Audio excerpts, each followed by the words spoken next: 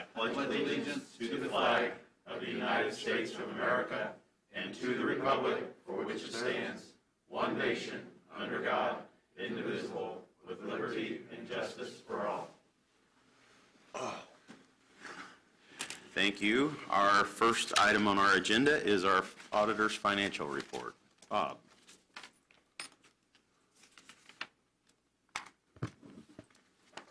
We began 2020 with a general fund cash balance of $12,329,109, with projected miscellaneous revenue, property tax, net property tax, and deducting circuit breakers, our total available was $62,084,666. Then we deduct encumbrances, the 2020 budget, and then add in 3% that we assume to be unused budget, and our minimum balance that the council has determined. Our beginning net balance was $1,800,784. You can see that we've approved $107,418 of general fund additional appropriations, and then $59,249, which were reimbursements from CARES money. Oops. And so then and we do have a request today of $3,719,545 of expenditures and a $6 million additional appropriation for revenue, which we have never done that before, but we need to do that to be able to spend some of the CARES money that was brought in. Our total available going into today's meeting is $1,634,117. On the revenue page, of course, we're 11 months through the 12 months. We're 91.2% through the year. We are just now finishing up property tax settlement, so we will have quite a bit of money that's going to go in there in the month of December, so things look a little bit less promising when you look at the numbers than what the reality of it is. And I'm not sure we really have anything significant in the month of November that was brought in, so I'll just jump down through. The next page is the fund balances. And the general fund balance, again, we are under the minimum balance of $7.5 million at about $4.5 million, and we will bring in, it will be in the teens of millions of dollars to the general fund from property tax settlement. 1138 is cum cap, and that does have a negative $94,000 balance at the end of November. And I did make a little note, if you can see it on my screen there. We have about $900,000 that will go in there at settlement, so that will, eliminate that negative balance really pretty easily. 1188 is reassessment, and again, we have about $170,000 that will be going into there to bring that balance up higher than what it's reflected now. 1222, and I really never got this researched enough to know what that bill was, but we spent, it was like $1.5 million was one bill for 911, and so we have plenty of money there, but that was a major expenditure that was done the very first part of November. Shooting down there to 4710, the health insurance fund, and this is maybe going to be a little rocky road here. This month we did bring in $125,000 more in revenue than what we spent out, so we are close to the $10 million there in the employee health insurance fund, and then also, of course, we have the $3 million as the fund right before that one, so we are really solid there for our health insurance claims. And I don't think I had anything else marked, but if there's any questions, I'll try and handle them. Any questions for Bob? Hearing none. Thank you, Bob. We'll do our treasurer's report. Jennifer?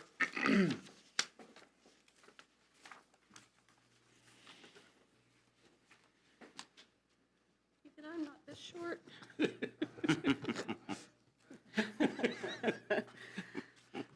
For the month of November, we earned $61,892.01 in interest, and that was on holding about $202 million.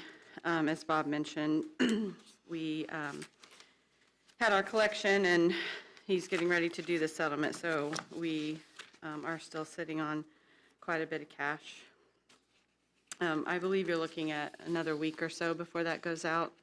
Probably the 18th. Yeah. So of the 61,000, 47,000 of that, or 61,000, 47,000 of that was to the general fund, giving us 759,000 to date. And so overall, I think we are at almost 92% of the year and at 92% of our revised budget of 825,000 for the general fund. The self-insurance interest that has been transferred to the general fund to date is almost 100,000. So that was really all I had to report. Any questions for Jennifer? Thank you. Any public comment on our agenda items for this morning?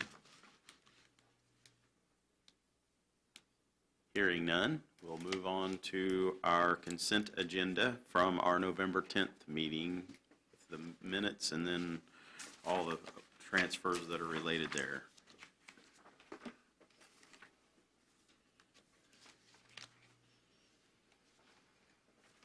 Mr. President, I'd move that we accept the consent agenda as written. Second. I have a motion from Councilman Basham, a second from Councilman Winger to approve the consent agenda as presented. Any further discussion? Yes, Bob. Yesterday afternoon, I received an amendment to a request from the Villa.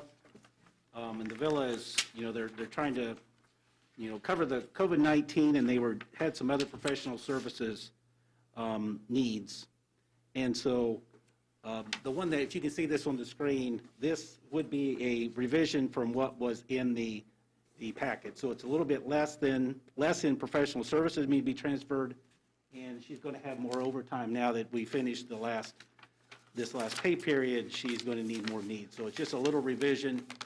It's still, obviously, it's just a transfer between between lines, sections there. And so if we just accept this would be beneficial to the Villa in paying their expenses. So just some slight changes there. Yeah. Okay.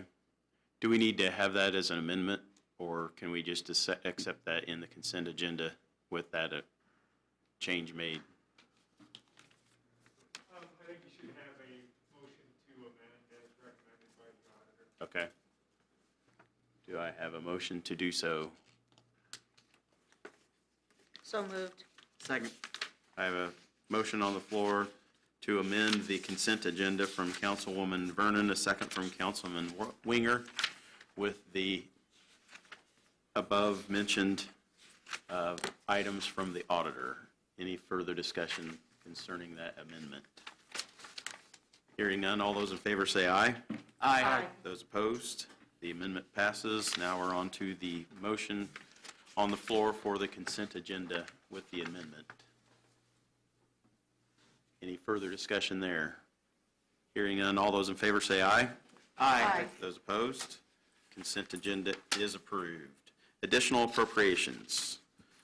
Mr. President, move approval of the general fund appropriation request from the clerk for Board of Elections as presented. I have a motion on the floor from Councilman Winger, a second from Councilwoman Dolam, to approve the additional appropriation for the Board of Elections in a total amount of $20,000. Discussion. Julie is here. Julie, would you mind coming up and just giving us a recap? We appropriated new money in the spring for additional help and part-time.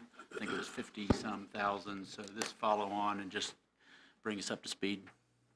Well, as you know, COVID, because of COVID, we had a lot more personnel that we needed to do certain jobs, such as the processing of absentee ballots and in the fact that we had to get all the PPE out, so we had to have more people help deliver those. So yes, we needed more money. General supplies as well, as we had bought some supplies to help people so they felt more safe voting. And actually, I think we did pretty good in what we thought. In fact, if you even compare to other counties, we really kept it down. We just did it, I think we did a fantastic job. I had great workers this year. Is there anything in particular you want to know? Okay. All right, but thank you. Okay. Any further discussion? I'd take the opportunity to thank them. Who would want to have been ahead of an election this year? And Julie and her team did a great job, so thank you. You scared us with the number you gave us in the spring. I think it was like 200,000 or something like that extra, so we're coming in way under that, so thank you. Okay. Any other discussion? Hearing none, all those in favor say aye. Aye. Those opposed? Motion is approved. Community Corrections. Mr. President, I move we approve the appropriation from the Lit Public Safety Fund 1170 in the amount of $49,675. I have a motion on the floor from Councilman Murray, a second from Councilwoman Hamilton to approve the Lit Public Safety Fund 1170 appropriation in the total amount of $49,675. Jason. Good morning. Good morning. The $10,000 request is to replace some unserviceable tasers that we have. The remaining balance goes for a grant that we just received, the Prison Rape Elimination Act, PREA grant that we received back in October. It was a $250,000 grant for us to become a PREA certified work release facility. We'd be one of only a handful in the state that have that certification. As part of that, we are looking to outfit all of our corrections officers with body cameras, as well as increasing the number of security cameras within our facility to meet the certification requirements for that grant. Okay. Any other discussion? It's a 50% match, so the grant will be picking up the back half of that. Okay. Those Thank you. two costs. I have a question. Yes, go ahead. You say everybody at Community Corrections is going to be wearing body cameras? Our surveillance officers already do, but our corrections officers will be, yes. How many? 20? How many? 20. 20? Is there that much violence in community correction? No, Welfare? it has less to do with violence than it does to do with transparency and accountability, both for the participants, but also for our staff. So we're, knock on wood, very fortunate that we have very few violent incidents within our facility, but as part of this grant, it requires that we have that transparency. And I think today's day and age and the culture that we live in, it's a necessity that we have that. Okay. Thank you, Jason. Any other questions? Hearing none, all those in favor say aye. Aye. Those opposed? Motion is approved. Next grant appropriation. Mr. President, I move we approve the grant appropriation from PREA Grant Fund 8331 FF22 in the amount of $250,000. Second. I have a motion on the floor from Councilman Murray, a second from Councilwoman Hamilton to approve the PREA Grant Fund 8331, if I can speak, that would help, fiscal year 22 in the amount of $250,000. Do you have anything on that, Jason? I'll let Kelly Morehouse do just kind of the breakdown of what this is. It's just a appropriation through the grant. Good morning. So we were awarded a 2-year grant for the total amount of $250,000. The majority of the grant will allow us to hire a couple more corrections officers, so there's more bodies there. We kind of made it a little bit of a match where we're using our user fee account to pay for some salaries, and then we are using those funds that are freed up to hire a couple of people to be extra bodies throughout the day. The rest of it is just the building and the corrections officers' cameras. So this grant is picking up half of those costs. And then we do have required training that we have to travel to Washington, D.C. So there's a little bit of travel in there too. Okay. Any questions? Any other comments? Hearing none, all those in favor say aye. Aye. Those opposed? Motion is approved. Next, we have a salary statement for 2020 through 2022. Mr. President, I move we approve the 2020 through 2022 salary statement as presented. Second? I have a motion on the floor from Councilman Murray, a second from Councilwoman Hamilton to approve the 2020 to 2022 salary statement for the Community Corrections Grant budget listed above. There it is on the screen. Any questions, comments, discussion? Hearing none, all those in favor say aye. Aye. Those opposed? That is approved. Next up, we have the Villa additional appropriation. Mr. President, I would move that we accept the additional appropriation of the Tippecanoe Villa of $8,535. I don't know if Deanna's here today, but She was probably not going to be. they're requesting this additional appropriation for additional agency staffing and needs during the COVID-19 outbreak. You probably read the paper that there were about 26 people at the Villa, and I think they've had 5 staff members, so they're struggling. So I would move that we accept this. Second? Okay.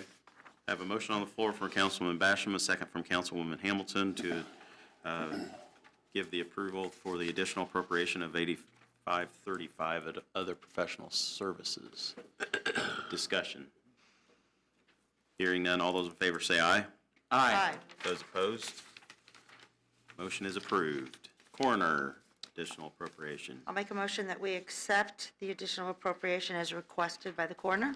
I'll second that. I have a motion on the floor from Councilwoman Vernon, a second from Councilman Murray to accept the additional appropriation of $91,000 total. Thank you.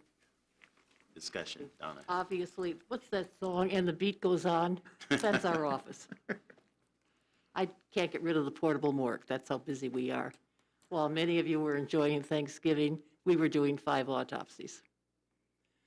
So we grow, our office grows. Also, this is my very last council meeting. Thank you. Thank you very much for your support over the years. We truly, truly appreciate it. Thank you. Thank you, Don. Thank you, Donna. Any further discussion? I would just like to thank Donna for all her service over the years as an elected official and as an employee of the coroner's office over the years. So thank you.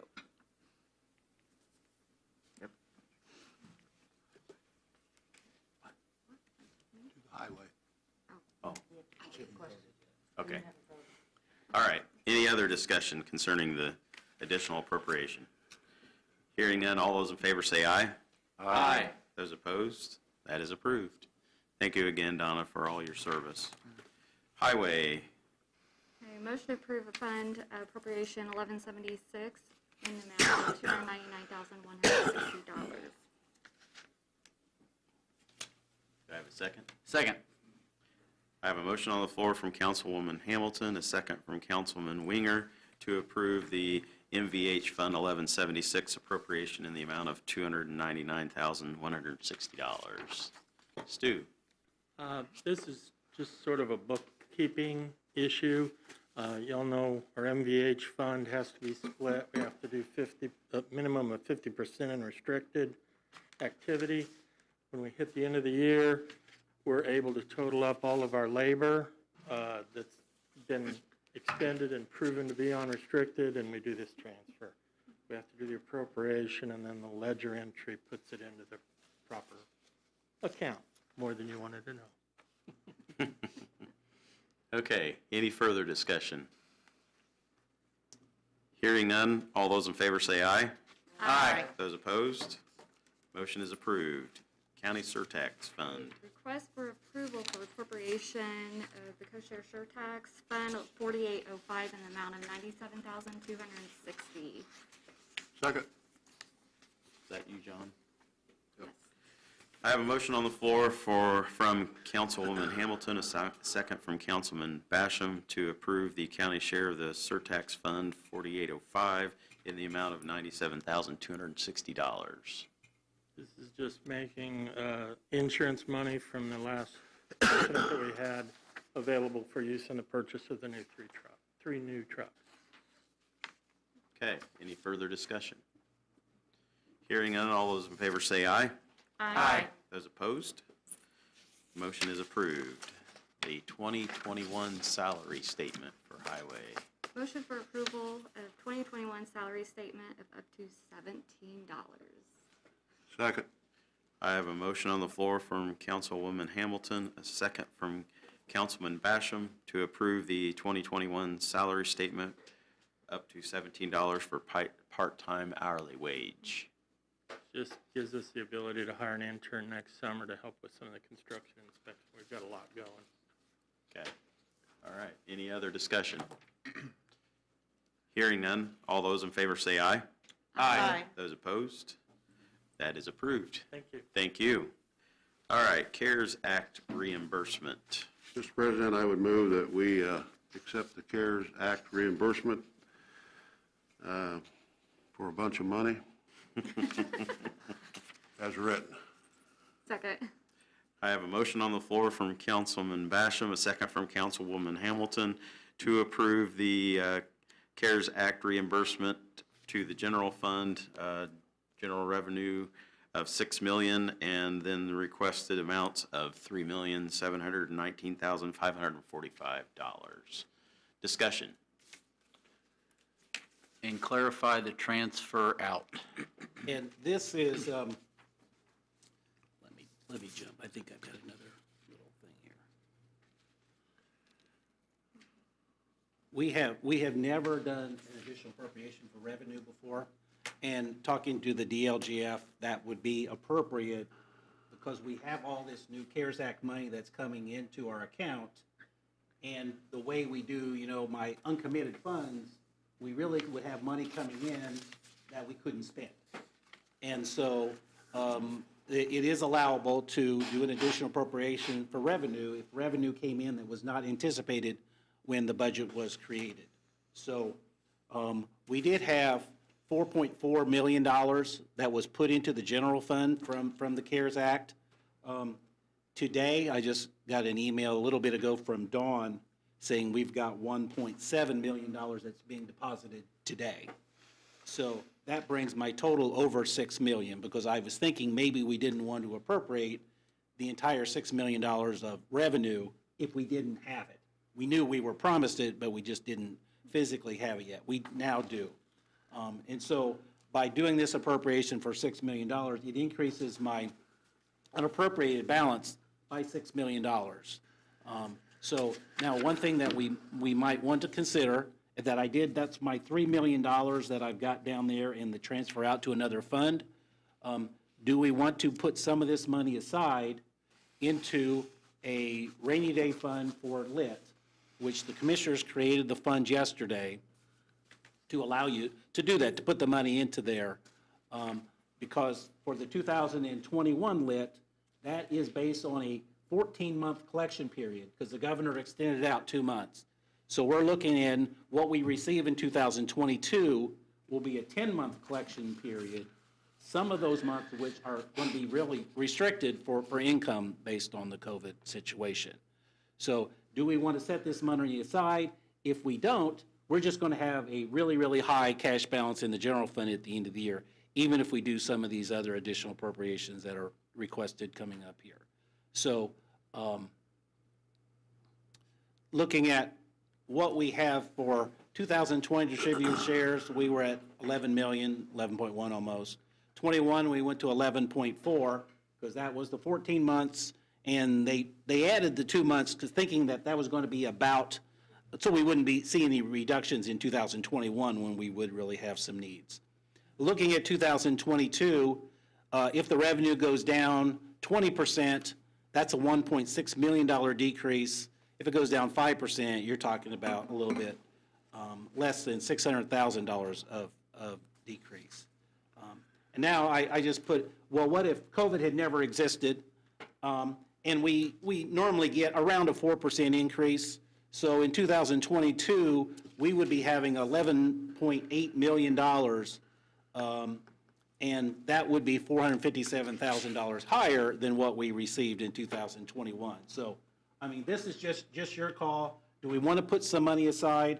We can put, I'm not saying we need to do $3 million, I just advertised $3 million, and that's not necessarily $3 million we will put into the 2022 budget, because obviously 2023 is going to be impacted as well, before the economy really gets back to where we were before. So those are kind of the options there. And what is the advantage of putting it in a separate fund? Is that just to remind us that that's what that money is for and not to touch it? Yeah, we're just kind of, and this is not going to be a long-term rainy day fund like what we have some of the other money. You know, when we can leave it there, that's fine, but just when we do our budget in '22, if you have a higher cash balance, you obviously would be having a budget that's a lot higher than your revenue.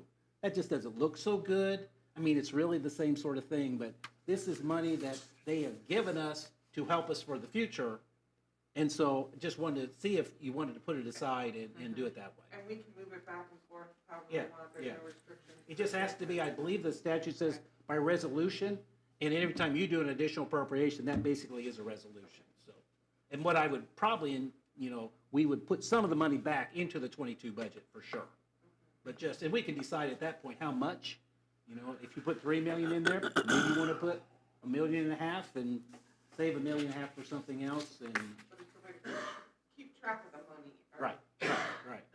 And Bob, you'd be, what's that line item that your write-up transfers it to? The transfer outline, Yeah. that's just a line that we use anytime you move money to another fund. We just use transfer out to another fund. So it's going to what fund then? It would go to the lit rainy day fund. Okay. That would be my intention. Which is the newly created fund, Right, correct? which was just, it's just one day old today. Thank you. Okay. It's a big first day. Big first day, that's right. It's a nice little birthday present. Wish I could open an account and get that kind of thing. Any other discussion? Bob, can you send that to everybody, what you just? This little sheet, yes, I will. Yeah, so we have that. Yes. Because that kind of came late after after the packet was out. That's fine, thank you. Okay. Everyone clear on what the intent and what we're trying to do?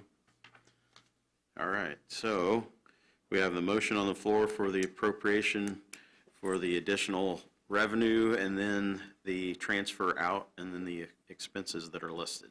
Just one question before we go. We're going to have Wednesday night's public hearing regarding jail and community corrections. So just from the commissioners, is there any, if we were to do this after Wednesday, I can't imagine anything that would be different, but Tracy or Tom, would there be anything else we'd want to think about? Okay, all right, thank you. Okay. And the items listed,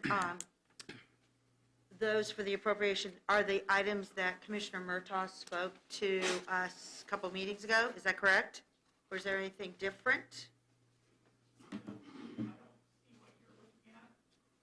Bob, do you know these items? Show the line This is item what the breakdown. line Yeah, items. show the line items again, please, Bob. 82,000, other supplies, Yep, I have that here. 3,000, professional services, and then 634,000. Right there. Machinery and equipment, those. That's what you spoke to us about?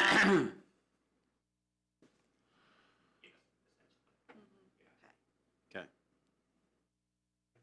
Does that answer, Kathy? Yes, it does. Okay. I just want to make sure there wasn't anything different. Yes. Than what we Okay. had discussed. Any other discussion? Hearing none, all those in favor say aye.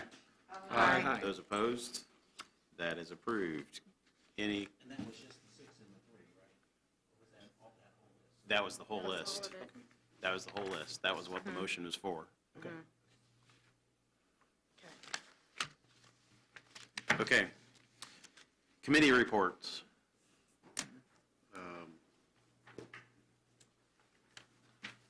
So we don't have to go back to this. Got the other additional, carrying on with the CARES Act reimbursement, $719,000. No, that was included in Included in that the motion. It was all together. All right. Okay. Okay, no committee reports, new business. We have a resolution 2020-31-CL, the Tippecanoe County Public Library Tax-Exempt Lease.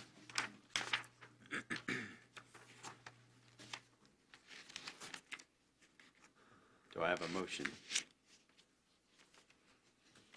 I'll make a motion for the resolution 2020-31-CL. Second.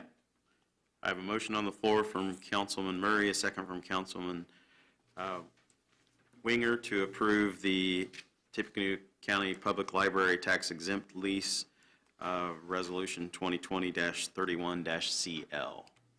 Discussion. Josh? Only if you wish to have this. Oh, does anybody wish to hear from?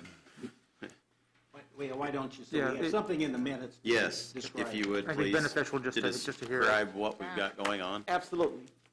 So my name is Josh Holman. I am the county librarian for the Tippecanoe County Public Library. Appreciate you all putting this on your agenda. Appreciate even more the support that the county council has provided to the Tippecanoe County Public Library throughout the years. We are thankful for your support, and today we need your support again. Just before I get exactly into that, I want to just remind you all that our most recent project, which is the new We Are Prairie branch, opened this past July, is going fairly well. We have a number of tutoring activities that are taking place in that building. We have some after-school use. We have families who are using the building as well. And so we're proud to have expanded our service in that particular area. And again, y'all's support helped with that particular activity as well. Because we've been building new branches, really two within the past 5 years, we need to reallocate some of our other resources. And that reallocation starts with what we call our mobile library, or what you might commonly refer to as the bookmobile.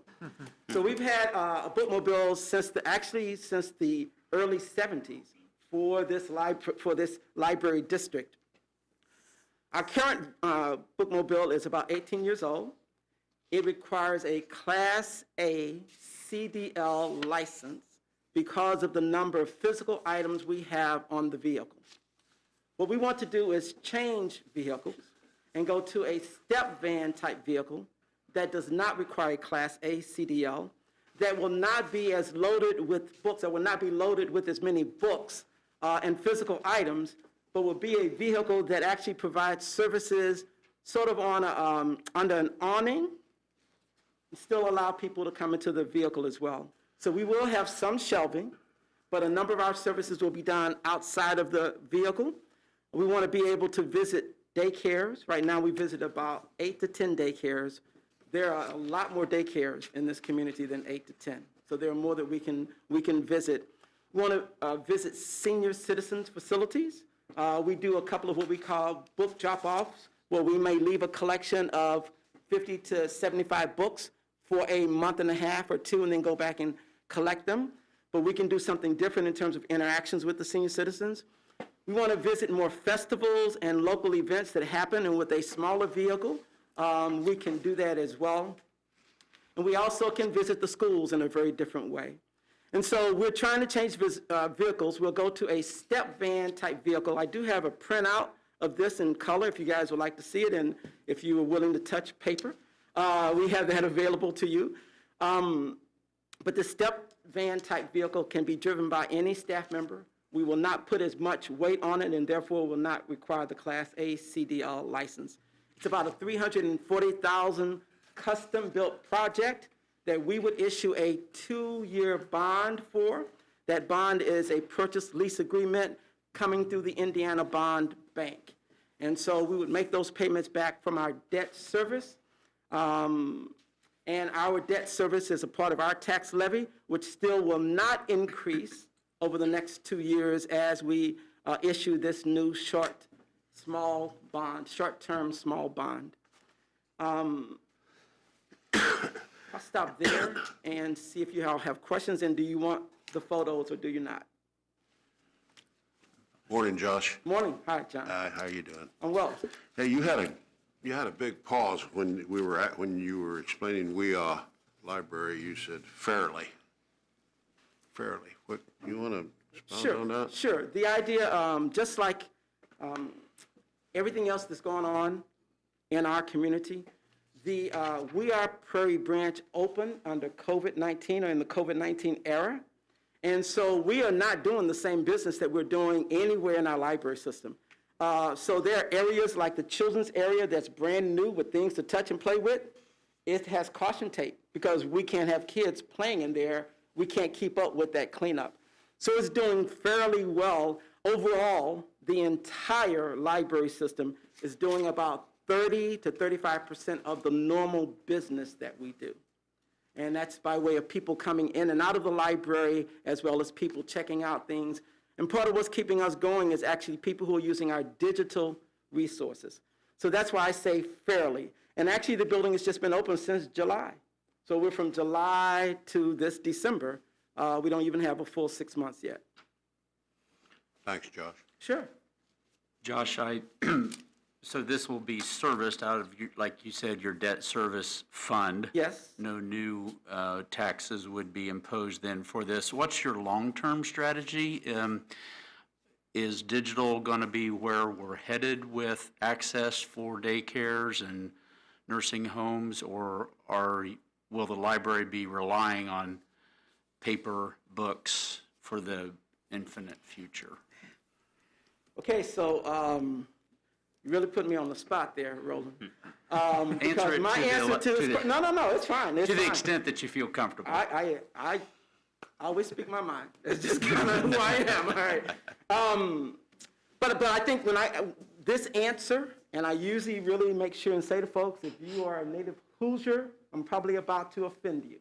All right. If that's who you are, probably about to offend you. All right. Some of y'all may or may not know I'm a native Texan. I've lived in Rhode Island. I've done some traveling and living in other states. Okay. I've been here the longest. A real long time in my book, all right, like 18 years. Indiana, as a state, is fairly conservative, and as such, we really stay 8 to 10 years behind everything else that's going on in major cities across the country. So though there are many, many people who really love digital resources and all of the reading that they can do on their electronic devices, we still have our highest circulation is still from print materials. In Josh Holman's individual opinion, print materials are not going away anytime soon. And when it does, Indiana still will be another 8 years past that. So I think long term, we have some things that we can do.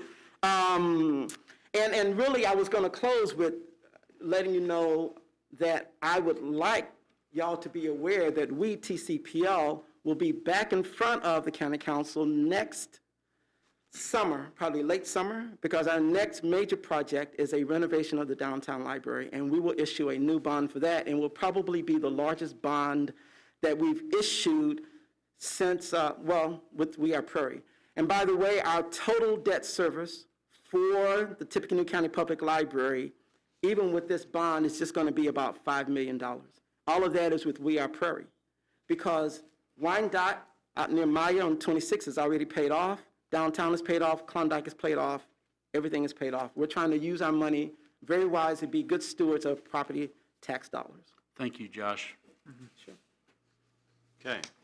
Does anybody want to see the picture, or are we good with, okay? Okay. I think we're okay. All right. Any other discussion? Thank you. Appreciate your consideration. Okay. Thank you, Josh. Hearing none, it's just a simple voice vote. Yeah. Yes, okay. Hearing none, all those in favor of Resolution 2020-31-CL and all the lease that was talked about, say aye. Aye. Those opposed? That is approved. Next up, we have Resolution 2020-32-CL adopting Tippecanoe County investment policy. Jennifer. Well, I guess we need to have a motion on the floor. I move we approve Resolution 2020-32-CL, adopting the Tippecanoe County investment policy. Second. I have a motion on the floor from Councilman Murray, a second from Councilman Winger to approve the Resolution 2020-32-CL, adopting Tippecanoe County investment policy.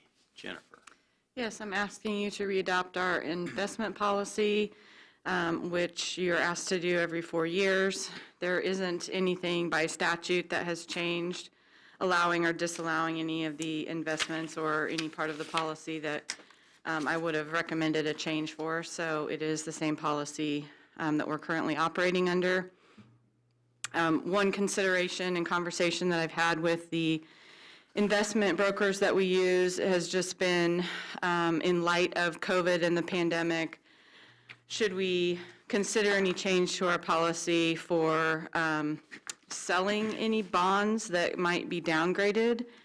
But ultimately, we need to look at those on a one-by-one, case-by-case basis because the financial impacts of that across the state are going to vary. So I kind of ruled that as falling under the prudent section. What would a prudent person do in that case? So not asking for any changes in that regard, but just wanted you to be aware of the things that we consider when we look at the policy.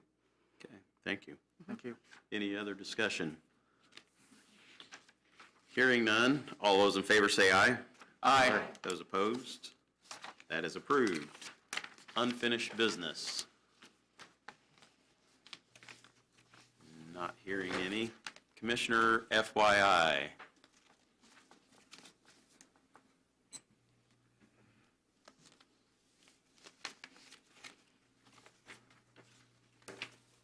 Commissioner Brown. Good morning. Just a couple of quick notes. Again, a reminder, the hearing tomorrow night at 6 p.m. about the two projects. And then we are happy to announce that we received bids for the old Y project. I keep calling it that because and probably always will. On the 25th, and then yesterday awarded those bids. There were a total of 11 bid packages. 8 of the 11 had multiple bids, which was a good environment for us, and the total amount awarded is just a little over $2.2 million. That work will start right after the first of the year, and like the fairgrounds, it'll be sometime late 2021 before that project is completed, so everything's on track right now. Anything else, Commissioner Murtaugh?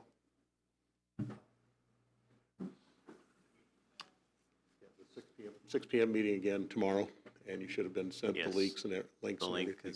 should have been sent to your email, so everybody should have that information. Okay. Any public comment for us this morning? Seeing and hearing none. Move to adjourn. Second. We are adjourned. Thank you, everyone.